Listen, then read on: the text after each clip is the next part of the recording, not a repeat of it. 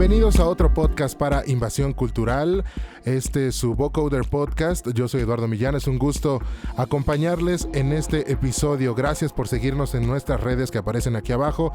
Redes de Invasión Cultural en Facebook, Twitter, Instagram, Spotify y pues las que más le guste a usted seguirnos. Hoy en el Vocoder Podcast tenemos otro invitado. Esperamos que los anteriores episodios hayan sido de su agrado, que los hayan disfrutado.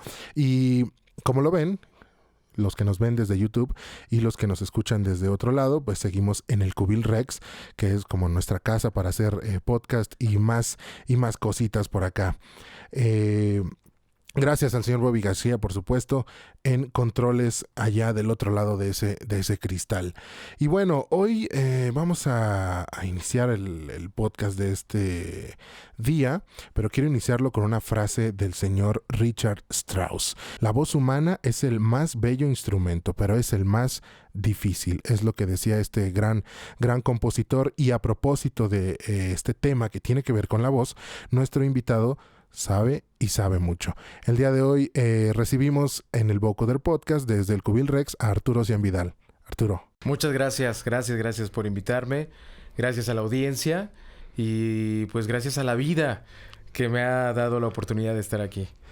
Eres más conocido como Cian Vidal, ¿verdad? Cian, sí, como Cian Vidal o como Cian, fíjate. Solo mi mamá me dice Arturo, mi familia por parte de mi mamá. Cuéntale a la gente de Invasión Cultural, a quien nos ve y quien nos escucha, ¿quién es Arturo Cian Vidal? Híjole, pues soy muy apasionado en lo que hago. Soy una persona que le gustan muchas cosas, hacer muchas cosas desde pequeño. Me gustó la música, por ejemplo. Mis juegos de niño eran tocar en las ollas de mi abuelita. Se las dejé todas feas. Todavía las tiene, ¿eh? Jugar, que estaba en los escenarios. Entonces la música ha sido importante para mí. Tuve la oportunidad de tener un profesor muy bueno en batería. Me especialicé en batería. Y bueno, la música es algo que no voy a dejar. Y siempre me han gustado muchas cosas que tengan que ver con las artes escénicas, que tengan que ver con la comunicación, con la expresión, ¿no? Me empezó a gustar mucho el periodismo, los medios de comunicación. En la prepa yo no sabía qué estudiar.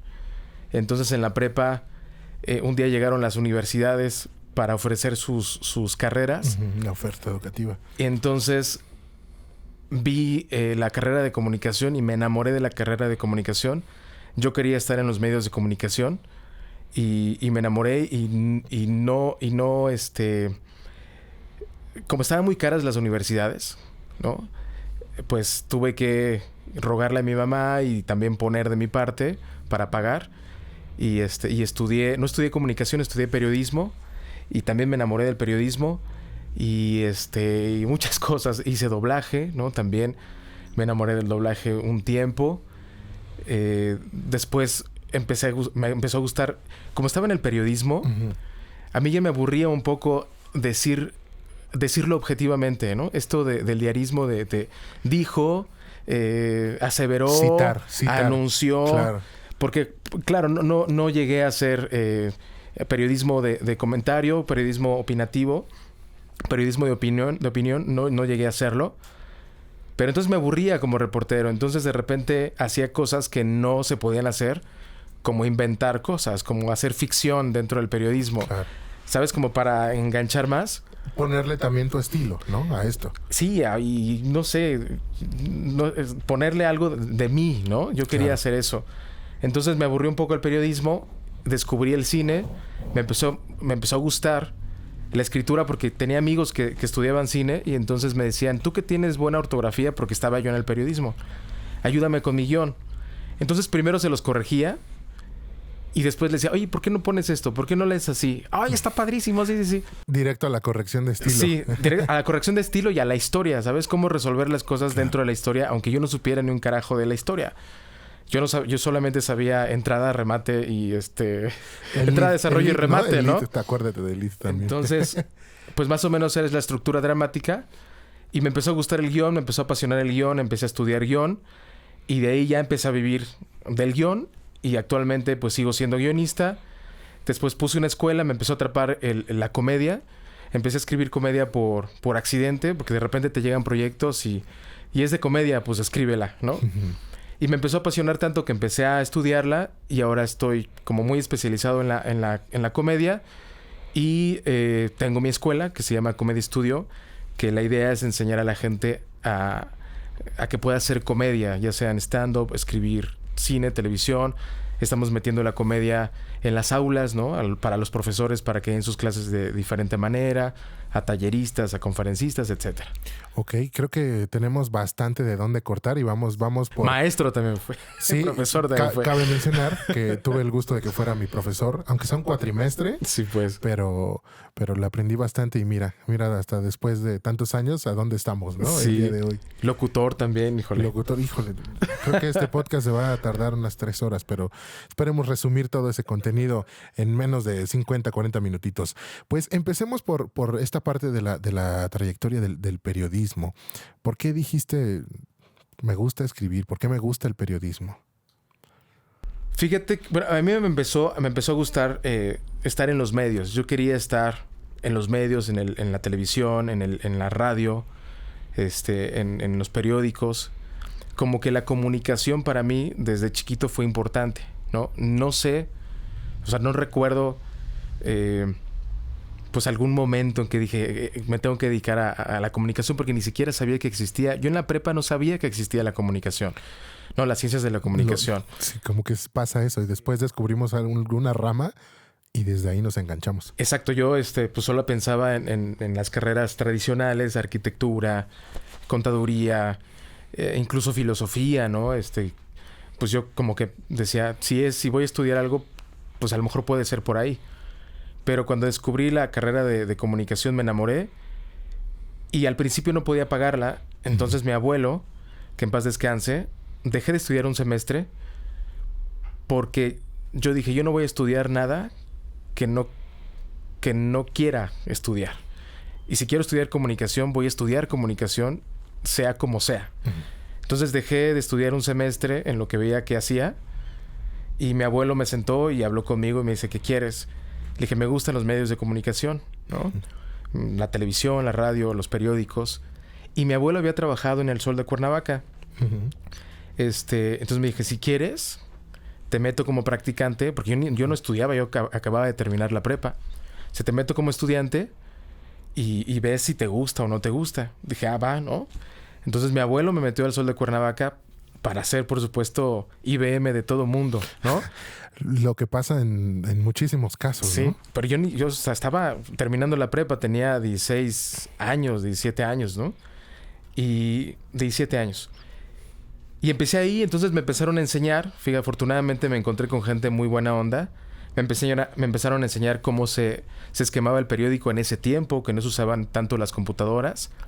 Se esquemaba a mano, ¿no? Entonces aprendí a esquemar de esa manera.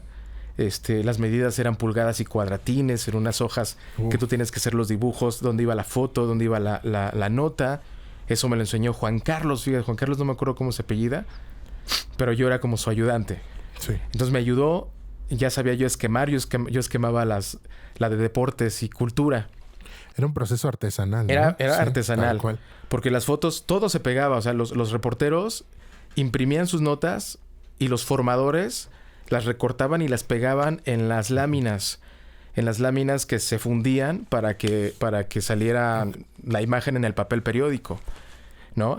En las rotativas, todo este rollo. Estoy imaginándome Revolución, en el papel revolución. Papel revolución. Imagínate lo preciso que tenías que ser y si la regabas, supongo que lo tenías que repetir. Sí.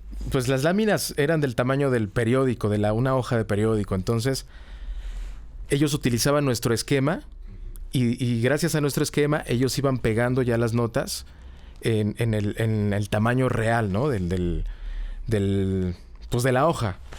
Entonces, después me empezaron a decir, oye, está de vacaciones el de deportes, ¿quieres aventarte las notas de deportes? Y yo, claro. Claro, aparte de esa edad uno tiene toda la energía del mundo. Sí, exacto, no importa si no descansas, ¿no? Entonces aprendí a escribir. Así también ellos me decían, mira, las preguntas del periodismo las aprendí ahí. primero es una entrada, después el desarrollo, después el remate, ¿no? Y pues yo me acuerdo que mi primera nota fue como de 10,000 caracteres. O sea, 10,000 caracteres, estábamos hablando de una página completa del Sol de Cuernavaca, ¿no? Algo así. Porque yo escribía todo lo que se me ocurría. O sea, te desarrollabas toda la idea. Ajá, y de ahí pues me empezó a gustar. Y ya después me jalaron con un sueldo de 500 pesos quincenales. 500 pesotes. Híjole. Sin comentarios, ¿no? Pero ya era reportero, ¿no? Claro, ya lo tenías. Pero yo todavía no estudiaba. O sea, yo estaba ¿Qué edad terminando tenías? la 17. 17. Yo estaba estudiando yo terminé la prepa, entré al Sol, después uno de ahí me jaló al Vespertino de Morelos, Ok. ya como reportero. Y me daban 500 pesos a la quincena. Y después entré a la corresponsalía de Televisa, Ujú. que fue donde ya me pagaban un poco más. Aprendí muchas cosas con el corresponsal porque ya trabajaba directamente con un corresponsal. Empecé a estudiar periodismo y pues de ahí me gustó escribir. Ok. Y ahí ya empezó toda esta derroche de ideas, ¿no? Pues fue cuando ya me empecé a aburrir un poco del periodismo y dije, tengo que agarrar otra cosa. Me empezó a gustar la ficción, el cine y me fui por ahí. Entonces, ¿tú consideras que tu fuerte es o es la locución, o es el guión, o es la comedia, o es el doblaje, o cuál de todas estas ramas? Fíjate que no lo sé. Incluso estoy en búsqueda todavía de mi vocación, ¿no? Todo me apasiona. Yo decidí que fuera el guión porque te voy a contar una anécdota que me ha pasado muy poco. Cuando empecé a estudiar guión, el profesor era un guionista de Televisa y fue guión de cine y televisión. Entonces yo tenía un proyecto, teníamos que entregar un proyecto final, tenía un proyecto de comedia, fíjate cómo la comedia ya me llamaba. Yo no sabía escribir. Ya se estaba apareciendo en tu vida. Estaba ¿no? apareciendo en mi vida, sí. Y aparte yo siempre fui el que remataba en la secundaria, en la primaria, era el que decía las cosas chistosas, ¿no? ¿Te acuerdas de qué decías? No me acuerdo, pero yo me acuerdo que la gente se reía cuando yo hablaba, o sea, y yo buscaba como el remate. Ahora ya sé que es un remate, antes no sabía qué era, ¿no? Okay. Entonces yo buscaba rematar y que la gente se riera. Me gustaba que la gente se riera con lo que yo decía. Y sí, en la prepa, en la secundaria, siempre sucedía eso, ¿no? Y bueno, ahí empecé a estudiar guión, tenía que terminar, tenía que entregar el proyecto final y tenía un proyecto como lo que hacía Eugenio Derbez de sketches, ¿no? Okay. De pequeños gags se llaman, de pequeños sketchitos. Y me dice el profesor, ¿por qué no escribes una serie? Se están usando mucho, quién sabe qué. Pues la voy a escribir. Bueno, cuando la estaba escribiendo, lloré de la emoción. Porque me estaba divirtiendo tanto y como era comedia, me estaba riendo tanto y me estaba divirtiendo tanto con lo que estaba haciendo que lloré, lloré y le dije, me acuerdo que vi una cruz ahí de Dios, ¿no? Jesús. Ajá. Y le dije, Dios, por favor, permíteme vivir de esto.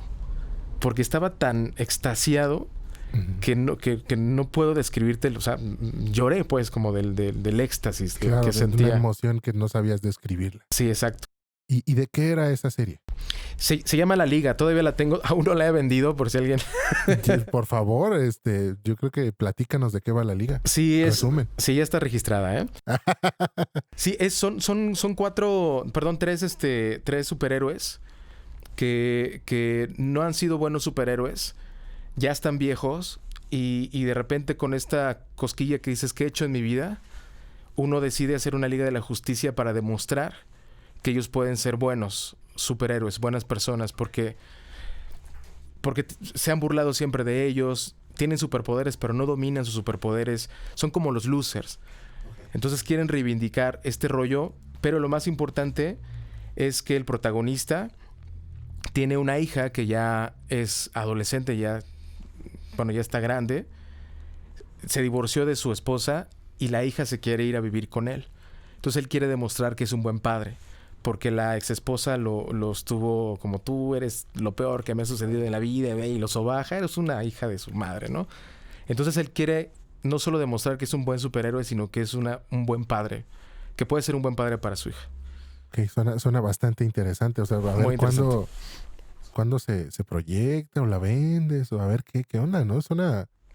Sí, pues ojalá, ese es el gran sueño yo creo que de los guionistas, que una de sus series se pueda vender, porque generalmente trabajamos por pedido, ¿no? Yo he trabajado mucho en televisión para programas en vivo, para programas de chistes, de sketch, pero para series poco. Realmente ese es uno de mis metas, que yo pueda hacer una serie, pero siempre una serie tuya es mucho más padre para mí, ¿no? Porque muchos trabajan para encargo, ¿no? Aquí está una serie y te contrato como guionista, pero es una serie que ya está hecha, ¿no? Tú no le puedes meter mano, claro, salvo pues escribir, ¿no? En la línea, claro, que y se este está escribiendo. Es tu producto, tú lo concebiste. No, eso está excelente. Pues si algún productor ejecutivo o alguien... Si alguien con lana. Sí, que se interese en producirla, por favor, contáctenlo. Al ratito les dejamos sus redes sociales. Ahorita vamos a seguir hablando sobre esta parte de escribir y de crear contenido desde la máquina de escribir o desde un lápiz, pero también hay otra parte que también muchísima gente te admira, entre ellos yo, que es la parte de locución y la parte del doblaje, del dar voz a un personaje, darle vida por medio del diafragma, ¿no? Sí. Cuéntanos. Pues mira, el doblaje también fue un parteaguas en mi vida porque me di cuenta de las capacidades que tienes. En este caso, de las capacidades y habilidades que yo tenía y que no sabía que tenía, ¿no? El doblaje también llegó a mi vida como un accidente. Un amigo me invitó. Yo estaba en el periodismo y un amigo me invitó. Manuel Campuzano, que lo quiero mucho y es un gran amigo y es un gran actor de doblaje. Dobló a... es la Pantera Negra, ¿no? En yo ni he visto las películas. Pero los Avengers. Avengers, Pantera Negra. Creo que se llama Death Note, un anime muy famoso. Él es el protagonista. O sea, es excelente.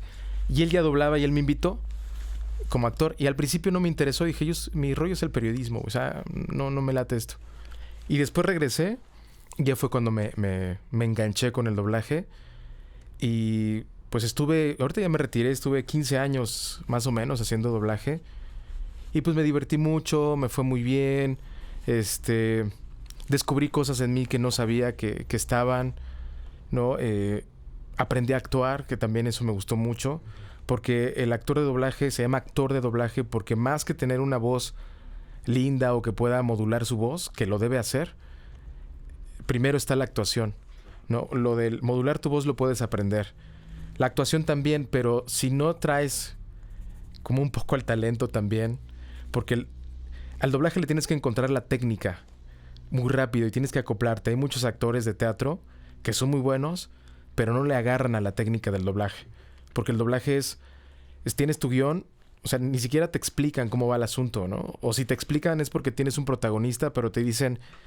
Te llamas así... Es un contexto muy rápido. Muy rápido. Si te llamas así, tu hermana acaba de morir, alguien la mató y estás buscando al asesino. Sí. Con eso tú tienes que armar a tu personaje. Y tienes que aprender a observar, tienes que aprender a escuchar al personaje que tienes ahí, ¿no? Porque todo eso es información para que tú puedas crear a ese personaje. Tienes un personaje que ya está creado, pero es un personaje que tú tienes que entender como actor de doblaje para poderle dar en español las interpretaciones precisas, las interpretaciones que puedan alimentar ese personaje y decir, ese personaje es el que está hablando, ¿no? Por supuesto, y además adaptar esta parte de la barrera del idioma, ¿no? También como una palabra puede sustituir al japonés, ¿no? En español, por ejemplo. Esta parte del lip sync es muy, muy, muy complejo. Exacto.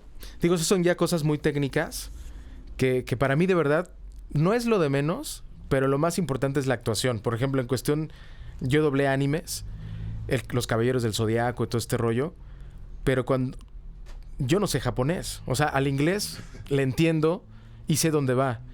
Entonces, cuando estamos doblando en inglés, pues aquí voy. Aquí dijo esto, entonces voy aquí, ¿no? Le entiendes. Pero cuando estás doblando japonés, primero el idioma no entiendes absolutamente nada. Bueno, yo no entendía absolutamente nada. Y las inflexiones de la voz, las interpretaciones son totalmente distintas, ¿no? Entonces, por ejemplo, en español yo tenía el texto de... Es que siempre te he amado, siempre he estado enamorado de ti y ahora quiero pedirte una oportunidad. Y en japonés tú escuchabas... Si dices, puta, se le está declarando o le está mentando a la madre, ¿no? Entonces eso, o sea, y no le entiendes. Y luego dices, por lo menos, si tú escucharas que es una inflexión amorosa, dices, pues aquí va, ¿no? Como que es muy agresivo. Es muy agresivo. ¿Sabes? Sí, es diferente, ¿no? Entonces, tú tienes que adaptar pues a las interpretaciones, a la forma de actuar, a la forma de interpretar de los latinos en este sentido, para que podamos darle contexto al capítulo, a lo que está pasando, a la escena, ¿no? Tus personajes más emblemáticos, porque aquí tengo personajes de películas, de anime, de series de TV, tienes de telenovelas y series turcas que ahorita andan muy de moda, quién sabe por qué. Porque están muy escritas a lo latino. Sí. Tienen, entonces por eso enganchan al por público. eso enganchan. Tienes hasta dramas coreanos, entre muchos otros, pero hablando de estos personajes a la hora de doblar películas o animes, ¿cuáles son los más importantes o los que más te han marcado a ti? Pues mira, los que más disfruté, por ejemplo, doblar a James McAvoy, creo que se pronuncia así, o McAvoy, James McAvoy o James McAvoy, no sé cómo se pronuncia. Fue importante porque es un gran actor. Siempre que tienes un gran actor en la pantalla, es un reto para ti. O que la actuación o lo que esté pasando en la escena sea un reto para ti, para mí era muy importante. Porque es donde puedes demostrar y donde puedes aprender. Porque tienes un director o una directora que tiene más tablas que tú y que te va llevando, ¿no? Que te va diciendo, híjole, aquí métele esto, aquí te faltó, escucha al personaje, velo, ¿no? Entonces es donde tienes la oportunidad de aprender más y es como un reto. Entonces doblé a James McAvoy en 2 películas súper importantes. Una fue El último rey de Escocia, que creo que el antagonista se ganó un Oscar. Whittaker, creo que es no me acuerdo, un morenazo, un gran actor, que tiene los ojos así como que se le van de excursión. Whittaker, algo así. Pero bueno, sí. Ahí fui el doctor, el que hace James McAvoy. Y por ejemplo, ¿cómo se llama? Cuando te secuestran y te torturan. Lo torturan. Okay, una tortura. Y eso fue todo un reto para mí porque, no sé, tienes que sacar... Pues dolor, o sea, y frustración. Y son un montón de emociones encontradas que dices, ¿cómo le hago, güey? ¿Cómo lo hiciste tú para poder hacerlo y que se asemeje a lo que estás haciendo, ¿no? Creo que eso es de las partes más difíciles, el transmitirle un dolor a la persona, al espectador, más que una risa, ¿no? Creo que la risa todavía es un poquito más tranquila. Depende, ahorita sí. Me lo explicas bien, tú eres el experto. Pero a veces el dolor, no sé, como que tienes que sacar hasta cosas personales para poderlo proyectar bien. Para mí era más fácil hacer tragedia o drama que comedia. ¿Arturo Ocean es dramático? Pues en la actuación me gustaba más y yo sentía que lo hacía más fácil. Hacer comedia, por ejemplo, doblamos también algunas series de comedia. ¿Cómo se llama? Soy muy malo para los nombres, fíjate. Bueno, ahorita me acuerdo, pero sí. Híjole, es que sabes que la comedia en la actuación, por lo menos para mí, era no llegar a lo caricaturesco, ¿sabes? O sea, dices las cosas para que den risa, pero yo no quería llegar a lo caricaturesco, porque finalmente una serie de comedia, no sé, por ejemplo, de Big Bang Theory, son problemas reales que ellos están sufriendo. Y ellos lo están sufriendo. Uh-huh. No es que, ¿y cómo ves? Que me quedé sin cuarto. No. Ellos lo están sufriendo. Por eso te da risa. La comedia es verdad y dolor, dice John Borhaus. Y ellos lo están sufriendo. Decía una actriz, que eso está bien padre de la comedia. Decía, tú como comediante de stand-up, lo decía mucho en el stand-up, tienes que compararte con una prostituta. Ok. ¿Por qué? Porque tú tienes que sufrir arriba del escenario. O sea, tú no te la tienes que estar pasando bien, o por lo menos tienes que decirle a la gente, yo no me la estoy pasando bien porque les estoy contando penas de mi vida, pero el cliente sí se la tiene que pasar bien. Qué buena analogía. Lo decía Judy Carter, ¿no? Entonces, para mí doblar comedia era más difícil, pero el drama, cuando tenía que llorar, cuando tenía que gritar, lo disfrutaba mucho porque era un reto para mí. Perfecto. Y doblar a esos actores tan grandes era un reto. Por ejemplo, a James McAvoy en esa película lo torturan, le meten ganchos en el pecho, ¿no? En senos, en los pezones. Imagínate, o sea, no podría... ¡Ay! ¡Ay, me duele! No, o sea, tenía que sacar todo y con técnica, porque me iba a quedar ronco. Si lo hubiera hecho así a viva voz, que lo hice a viva voz, pero con técnica, porque si no te quedas ronco al primer grito. Entonces tienes que aguantar la película con todo lo que le están haciendo. Entonces sí tienes que gritar, que parezca que sí lo estás sufriendo, pero cuidarte para que acabes la película. Doble reto, entonces. Sí. Estar leyendo lo que dices, porque tú no lo tienes aprendido. O sea, el guión que tienes enfrente es la primera vez que lo estás viendo en tu vida. Y la película también. Entonces sí, es un reto todavía mucho más difícil de lo que toda la gente nos imaginamos o de lo que nos muestran en videos de YouTube o en otras partes o en otros reportajes. Va más al fondo. Sí, es que fíjate que ya mucha gente piensa que el doblaje es como jugar. Es muy divertido. Sí es divertido, pero es más serio que divertido porque es una rama de la actuación o es un subgénero de la actuación, ¿no? Es decir, te digo, sí te diviertes. Y mucha gente, yo sé hacer voces, invítame a hacer doblaje. Y digo, es que no es hacer voces. Fácil. Y aparte no es hacer voces, es actuar. Si te toca hacer voces, qué padre, ¿no? Ya tienes esa habilidad. Pero generalmente, no sé, doblas series, doblas películas, en donde tu voz, ¿cómo estás? No te va a salvar.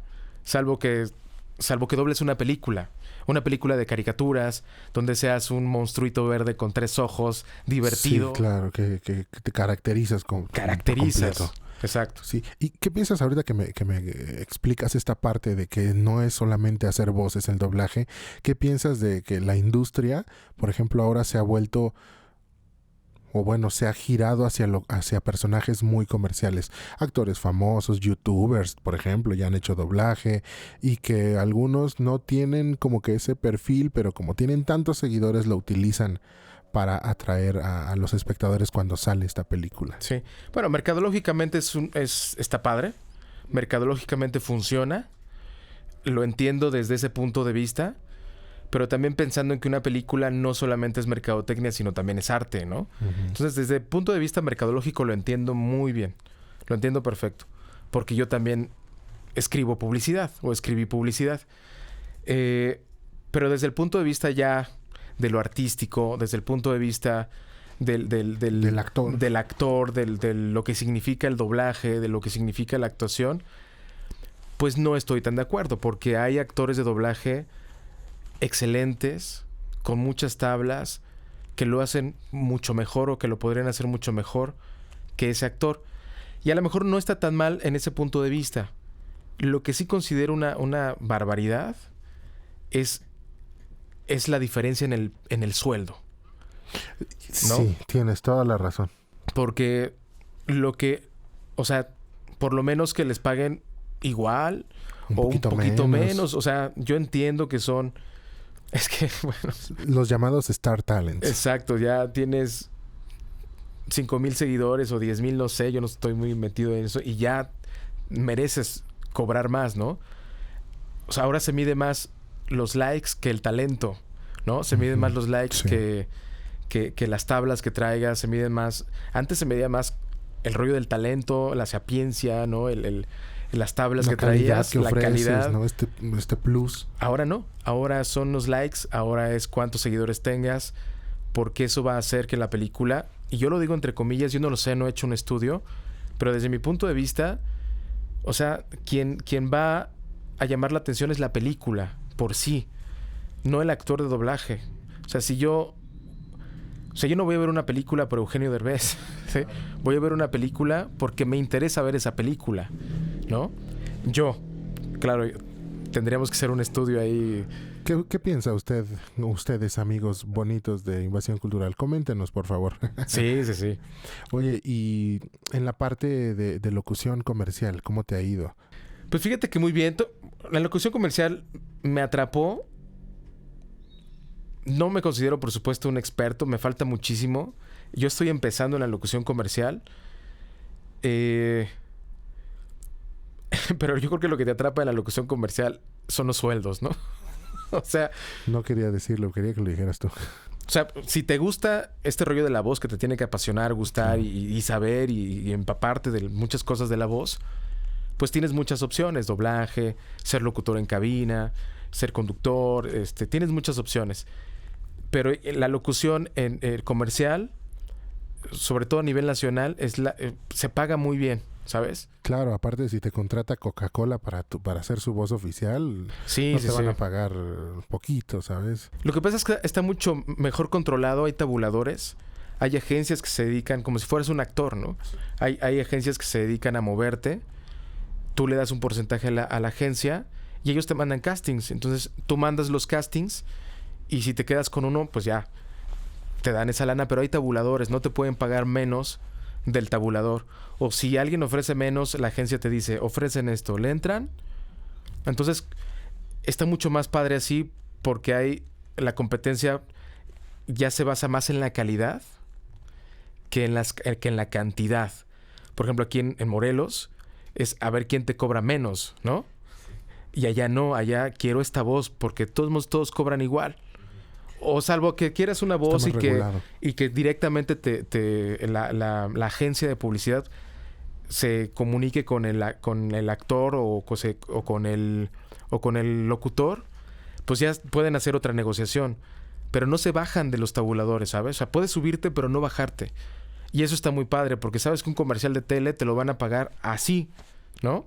Y ya sabes que tienes esa cantidad segura, Ya sabes, ¿no?, que tienes esa cantidad, te pagan derechos. Sí, por ejemplo, yo apenas grabé Promoda, Ganador también, en Ganador llegué y grabé una sola vez un texto y ese texto lo utilizaron para 7 comerciales. Me pagan los 7 comerciales, ¿no? Entonces me tardé 5 minutos en grabar ese texto y me pagaron los 7 comerciales. Está padrísimo. Por favor, apúntanos, por favor. Apúntanos, por favor. Oye, y bueno, esta parte del doblaje, ¿por qué decidiste tomar una pausa o retirarte del doblaje tras 15 años? Pues fue un rollo más personal de qué voy a hacer de mi vida. Si me voy por el guión y darle el 100% al guión, o voy a hacer doblaje y darle 100% al doblaje. Yo sé que los dos pueden estar... que tengo talento para estos dos, porque lo he desarrollado, ¿sabes? Y me apasiona tanto que sé, y he trabajado y he ganado dinero con los dos. Pero dije, tengo que salir de la zona de confort, tomar el doblaje más en serio y el guión más en serio y aventarme, decir, órale, ¿no? Lo único que sabes hacer es guión y vas a vivir de aquí. O al revés. Y hacer doblaje, pues tendría que irme a México porque ahí es donde se gana mejor y estar todos los días yendo y estar allá. Aquí yo estaba muy cómodo porque daba clases, estaba en el doblaje, hacía guiones, ¿no? Esa parte es súper difícil de averiguar tu zona de confort, de descubrirla y salirte de ella, que es lo más complicado. En el doblaje yo estaba en una zona de confort porque ya tenía yo una reputación aquí. Y lo dejé como 3 veces. No fue solo una. Lo dejé como 3 veces. ¿Fue una relación tóxica entonces? Sí, y cuando me faltaba lana, iba y tocaba la puerta. Oye, quiero regresar. ¡Ay, sí! Y al otro día yo ya tenía un estelar. Entonces, cuando yo quería, regresaba, ¿sabes? Era algo seguro. Era algo seguro. Entonces, pues, si no puedo acá, regreso al doblaje. Entonces, hablé conmigo mismo y me dije, no puede pasar esto. O sea, si te vas a dedicar al doblaje es porque ya lo vas a hacer muy profesional y te tienes que ir a México. Yo estuve en México, pero hacía tantas cosas aquí que me quitaba mucho tiempo. Entonces ya no quise estar allá porque quería dar clases, quería estar en música, quería estar en todos lados. Entonces realmente dejé de hacerlo por eso, tomé una decisión y dije, me voy por el guión. Y estuve viviendo del guión hasta apenas que renuncié a mi trabajo para emprender al 100%. Qué valiente decisión, ¿no? Esta parte de emprender, salir de la zona de confort y dedicarte exactamente a lo que al parecer, y creo que estoy notando, te apasiona y te llena más, que es la parte de la escritura, hacer guiones y hacer comedia. Cuéntame, ¿qué proyecto emprendiste? Se llama Comedy Studio, es una escuela para escritores de comedia. Empezó como una escuela para escritores de comedia. Estuve 2 años en físico, con clases presenciales. Muy bonita la escuela, estuvo en Montecassino. Yo sí la pensé desde el principio, en un bosque, porque un escritor necesita estar aislado, aislado, inspirado, ¿no? Y quería que la gente tomara en serio la comedia. Se dio este boom del stand-up, ¿no? Entonces ya todo mundo quiere hacer stand-up y todo mundo, que está bien, que está bien. Pero yo quería dar otra cosa, ¿no? Porque yo me tomé muy en serio la comedia. Es decir, empecé a estudiar teorías, empecé a tener talleres, no solo de cómo hacer un chiste, sino de cómo funciona el cerebro cuando nos reímos, ¿no? ¿Por qué nos reímos? ¿Quién se ríe más? Si las mujeres o los hombres. Y buscar como otras opciones fuera de la comedia, pero yo meterles comedia, ¿no? Entonces, empezó como una escuela presencial. Ahora ya estamos como una escuela online y el modelo de negocio ya cambió porque ahora está a punto de ser solo una escuela de videocursos, como si fuera Creana y todo este rollo. Okay. Aparte ya estamos adaptándola a esta época, ¿no? De pandemia y que todo lo estamos haciendo online. Exacto. Y bueno, para mí el modelo de negocios funciona mejor ya como un negocio porque también al principio todo es pasional, estás enamorado de tu proyecto, como si estuvieras enamorado de alguien. Entonces todo lo ves bien, todo lo ves que puedes vivir con 3 pesos, ¿no? Pero ya después cuando lo empiezas a ver como negocio, que te sigue apasionando, pero lo empiezas a ver como negocio, tienes que crear modelos que te den de comer, que te den para vivir y que puedas tener una libertad financiera en el caso que ese es el objetivo para mí, tener una libertad financiera solo dedicándome a eso, porque sé que cuando yo tenga mi libertad financiera, pues voy a seguir haciendo guiones, voy a seguir haciendo música, si quiero ir al doblaje, voy al doblaje o no, porque ya no me va a interesar que me paguen. Claro, lo vas a hacer por puro gusto. Porque me apasiona muchísimo. Si tú me pides, hazme una voz, te la hago gratis, no me importa. Claro, si es para Coca-Cola, no, ¿no? Pero si tú, oye, ayúdame en mi proyecto, me gusta hacerlo, claro. ¿Sabes? ¿Y qué es la risa para Cian? Pues mira, la risa, bueno, para mí es desahogarse de las penas, es sentir alivio, es aliviarse de las tensiones, de la vida, de las tensiones, de las frustraciones, de los enojos, de las frustraciones que tenemos de pronto en algún momento de nuestra vida, ¿no? Y precisamente eso dicen las teorías, ¿no? Freud dice que es eso, que es una liberación de la tensión que nosotros acumulamos, pero Freud lo relaciona con las palabras, con aquellos temas tabús, ¿no? Con aquellos temas de los que no se puede hablar. Vamos generando tensión en el cuerpo y cuando alguien habla de sexo abiertamente, por ejemplo, la liberamos. El humor negro, por ejemplo, es eso, ¿no? O sea, la gente, híjole, hablar de minusválidos, por ejemplo. Hacer chistes de minusválidos está prohibido, pero cuando alguien los hace, híjole. ¿Es esa risa de culpa? Exacto. Dice Freud que los chistes que más funcionan para él, ¿no? Es eso, los que te sientes... Los que donde quieres reírte, pero no sabes si es correcto reírte. Okay, ¿no? Esto, lo políticamente incorrecto. Ajá, híjole, que quieres reírte, pero no sabes si te lo van a tomar a mal. Ya. Entonces, ¿cuál es tu género favorito para escribir comedia? Es decir, humor negro. ¿Cuál es lo que más disfrutas de escribir en comedia? Híjole, no sé, fíjate que me he adaptado a muchas cosas. Es que el escribir en televisión te hace que te adaptes a un tipo de humor distinto. Yo creo que depende del target. A mí mi humor... Es que mi humor puede ir desde lo más básico, desde lo más simple. Me gusta mucho el humor simple. Y tengo, por ejemplo, humor negro también, ¿no? Y disfruto mucho el humor negro. Pero disfruto mucho los dos. Tanto el humor muy simple como el humor más elaborado. El humor negro es elaborado. Tienes que elaborarlo. Hay humor negro y humor de mal gusto.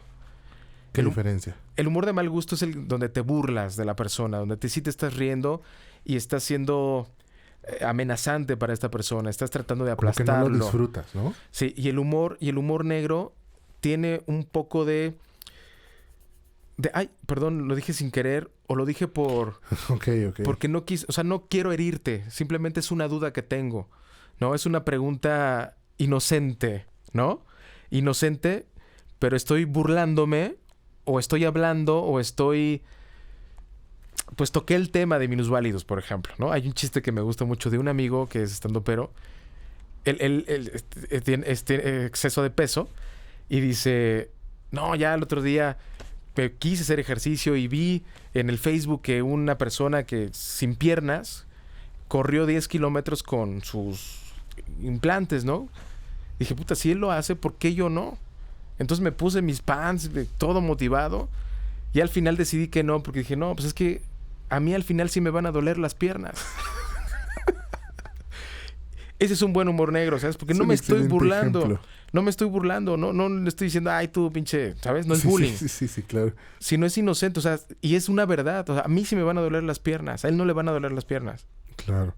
Desde esa realidad. Claro, es un ejemplo clarísimo y esperemos que nadie se haya ofendido, que haya entendido totalmente lo que es, ¿no? Y no te ha pasado, o sea, por ejemplo, ahora que digo esto, que tú que haces stand-up y que escribes en esta parte de humor negro, ¿no te han tocado mucha gente ofendida en ese aspecto?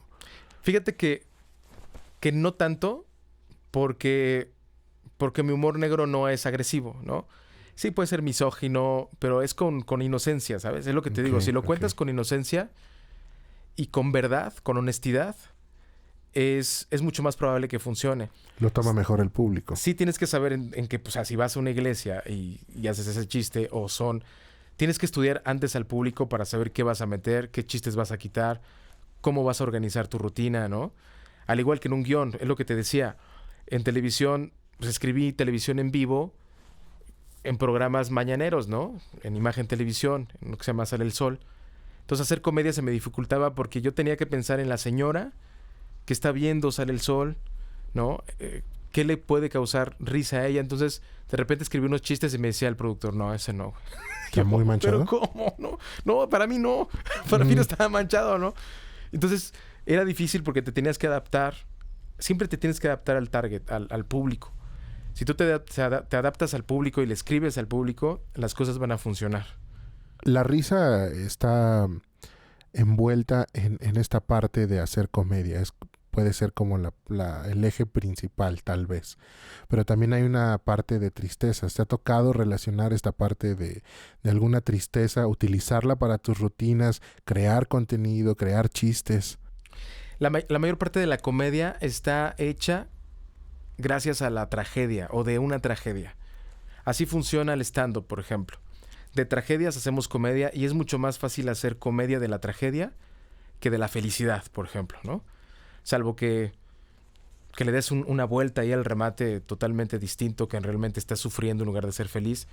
Pero generalmente salen de las penas.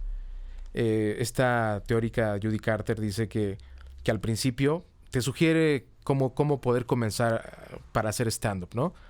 Y te dice, toma emociones, actitudes que tengan que ver con algo que es difícil.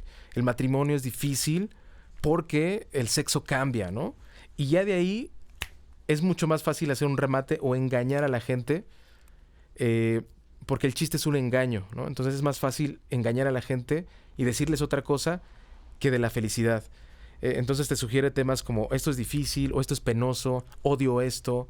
Por eso hay muchos estandoperos, sobre todo principiantes, que odio, me caga esto, que yo también odio eso, pero porque se la pasan con el odio. Hay otras emociones negativas, ¿no? Estoy frustrado, estoy triste, no me gusta esto, las matemáticas son difíciles, no sé, ¿no?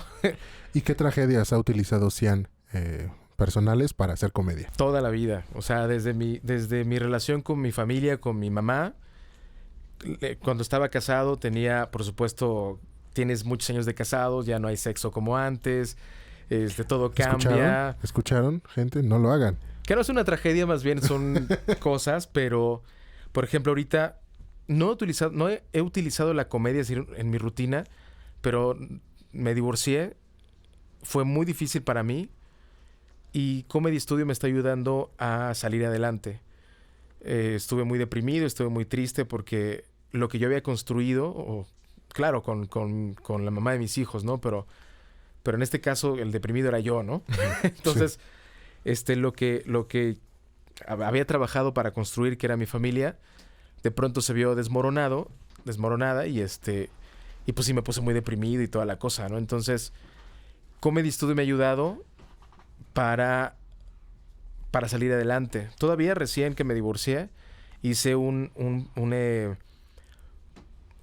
show de stand-up con unos amigos y yo tengo una pastorela, la montamos y fue pues siempre la risa es un gran acicate para que tú puedas no olvidar, pero sí sanar por un momento ciertas cosas y ver la vida de otra forma, ¿sabes? Desde una perspectiva más divertida, más cómica, donde la tragedia o la victimización no abunde, no sea lo que domine tu ser, ¿no? Sino incluso funciona con el bullying. Cuando tú te ríes de ti mismo, ya el bullying no te afecta porque, güey, me estoy riendo, sí, tengo las orejas grandes, mira, hago chistes conmigo. El que tú hagas chistes de mis orejas, güey, o sea, lo hago yo, ¿no? Claro. O sea, podríamos decir que puede funcionar la comedia como terapia. Nosotros tenemos un curso para niños que no lo hemos dado porque ese sí es muy presencial, porque los niños aprenden mejor en la cuestión presencial, que es el uso de la comedia para prevenir el bullying. Entonces a los niños les enseñamos a hacer comedia con ellos mismos, ¿no? No les llamamos defectos, pero sí con sus particularidades, para hacer shows. Okay. Y eso les ayuda... Interesante. Sí, está muy interesante y eso les ayuda... Te digo, si son lacios y tienen pelos que dice, ay, tú, pelos chinos. El del lote, ¿no? Como decían en la primaria. Exacto, reírse de ellos mismos, ¿no? Reírse de ellos mismos para que sean un poco inmunes cuando se burlan de ellos en ese sentido. Oye, este tema nos da para platicar horas y horas, y me encantaría que hasta estuvieras de invitado en otro podcast. Ya ni tocamos la parte de que tocas batería. Toco batería. Imagínate, ¿qué música te gusta para que lo pongamos de fondo? ¿Qué influencias tiene Cian? Mira, ya a mí me gusta mucho tocar rock, lo disfruto mucho. Rock pop. Pero tengo muchas influencias latinas por mi profesor, que murió también, Carlos Noyola. Él me enseñó muchos ritmos latinos y entender más o menos, porque es muy, muy complejo la batería en ritmos latinos. Entonces, tocar ritmos latinos me gusta mucho, me apasiona mucho, más que escucharlos, por ejemplo, salsa, ¿no? Escucharla me aburro un poquito, 2, 3 canciones ya estoy harto. Pero tocar salsa, híjole, me apasiona muchísimo. Oye, porque pues entonces después armamos un podcast número 2 contigo y un jam, ¿no? ¿Por qué no? Eso estaría bien padre. Estaría súper padre. Ya te invitaremos de nuevo por acá por el Cubil Rex. Y por último, ¿qué sigue para Cian en este mundo de la comedia, de la escritura? ¿Ya no hará nunca doblaje o sí? Cuéntanos. Pues mira, ahorita el doblaje me han invitado y voy con todo gusto. Ya no lo veo como un negocio porque no es negocio aquí, en Morelos. Es negocio tal vez en la Ciudad de México, aquí no. Ya no lo veo como negocio, voy cuando quiero ir y voy cuando me apasiona el proyecto. De repente hago por allá, no es como lo que quiero hacer. Ahora estoy pues trabajando en mí, ¿sabes? Como en cambiar cosas, en transformar, en encontrarme, en ver como, ya sabes, como esta misión de vida. Yo creo que a mi edad es muy normal. Después de lo que pasé, quiero rehacer mi vida de una manera diferente.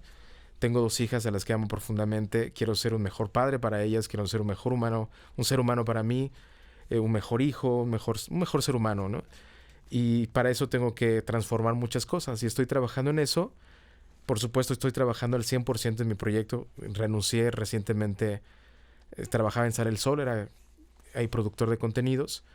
Y renuncié para estar al 100% en mi proyecto. Y ahorita lo estoy viendo ya como un negocio, ya como un empresario, ¿no? Y algún día poder escribir mis series y volver a hacer música, ¿no? Excelente, pues ya te tendremos en otro capítulo tocando algo, enseñándonos estas habilidades de ritmos latinos y hablándonos más sobre la comedia, la escritura y todo lo que nos puede dejar la risa. ¿Dónde te pueden seguir y dónde pueden seguir a Comedy Studio? Mira, movemos más Facebook, tenemos Facebook e Instagram, pero es Comedy Studio Escuela. Pueden buscarnos así. Hay una página que estamos en reconstrucción porque estamos cambiando de modelo de negocio, pero pueden entrar, es comedystudio.com.mx y recientemente vamos a tener 2 cursos muy interesantes. Acabamos de dar uno que se llamó La comedia como estrategia pedagógica, donde enseñamos a los maestros a hacer comedia para que los alumnos aprendan mejor, sean más reflexivos, sean más creativos, participen más, etcétera. Y aquí en Comedy Studio, ¿qué tiene para ofrecer a la gente en cuestión de cursos? ¿Qué puede aprender el público? Mira, hay varios. Tenemos desde aprender a hacer stand-up, escribir comedia para cine, para televisión, hasta ya cursos diferentes donde estamos tratando de meter la comedia en otras áreas de la vida. Una es de cómo prevenir el bullying a través de la comedia para niños y niñas.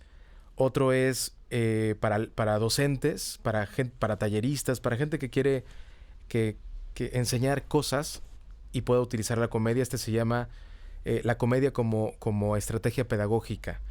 Hay otro que se llama Ser creativo tiene su chiste, y es el uso de la comedia para ser más creativos. El otro es el arte de crear tu personaje y hablar en público. Ahorita tenemos esa gran oferta. Otro es creación de contenidos para podcast, fíjate. Creación de contenidos creativos para podcast, donde hablamos exclusivamente de los contenidos. Cómo crear tus contenidos para enganchar a la gente y para que se queden en tu podcast y escuchen todos los episodios, ¿no? Perfecto. ¿Algo más que quieras agregar, Cian, después de esta charla? Pues muchas gracias. Gracias al público, gracias a toda la gente que nos está viendo, gracias a ustedes. Vean la vida desde una perspectiva cómica, de verdad que sirve. La comedia, la risa, el humor, está comprobado que hasta sirven para sanar físicamente hablando. Hay médicos que la utilizan. Es tan compleja que la gente más sabia de este planeta, que ha existido en este planeta, la ha tratado de teorizar, ¿no? Entonces, ocupémosla, rían, vean muchas películas de comedia y seguramente van a ser más felices. Con estas bellas palabras del buen Cian nos quedamos y concluimos este episodio de Vocoder Podcast para Invasión Cultural. Cian, muchísimas gracias de nuevo por estar aquí, y entren a la página de Comedy Studio en Facebook, en Instagram, por supuesto también en las redes sociales de Invasión Cultural. Entren, ahí están todas las notas y más contenidos como este podcast pueden encontrar ahí. Muchísimas gracias, nos vemos en otra ocasión, nos vemos y nos escuchamos en otra ocasión. Cian, de nuevo gracias. Gracias. Gracias también al Cubil Rex por sus amenidades y por este bello estudio. Nos escuchamos y vemos en la próxima. Chao. El podcast